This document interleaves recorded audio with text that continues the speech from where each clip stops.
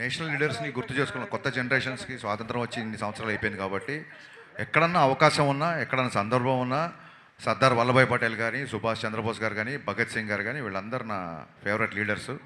ఖచ్చితంగా అవకాశం ఉన్నప్పుడు భగత్ సింగ్ గారి గురించి పటేల్ గారి గురించి సందర్భం వస్తే చెప్పాలి కాబట్టి చెప్పినందుకు మీరందరూ నన్ను అభినందించాలని కోరుకుంటున్నాను. రాశి గారు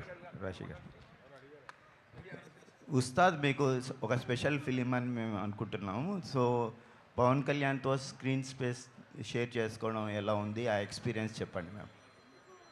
చాలా బాగుందండి. చాలాసార్లు చెప్పాను నేను ఆయనకి పెద్ద ఫ్యాన్ అని.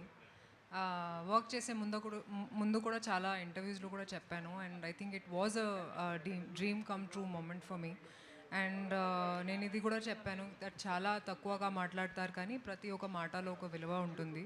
సో చాలా నేర్చుకున్నాను ఆయనతో పని చేస్తున్నప్పుడు. I learnt about stardom, I learnt about humility, హంబల్గా ఉండాలి no matter where life takes you.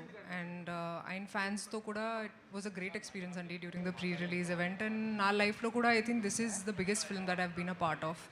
So very very excited అండి, very grateful. Harish garu sir, మీ రీమేక్ల విషయంలో చాలామంది గుచ్చి అడుగుతుంటారు. నేను ఈ మధ్యలో అర్బాజ్ ఖాన్తో ఇంటర్వ్యూ చేసినప్పుడు ఆయన ఒక మాట చెప్పారు. గబ్బర్ సింగ్ సినిమా చూసిన తర్వాత మళ్ళీ నేను హిందీలో రీమేక్ చేయాలనిపించేంతగా హరీష్ గొప్పగా చేశాడు అని ఒక మాట అన్నాడు. Thank you sir. మీ నోట్లో పంచదార పోయా.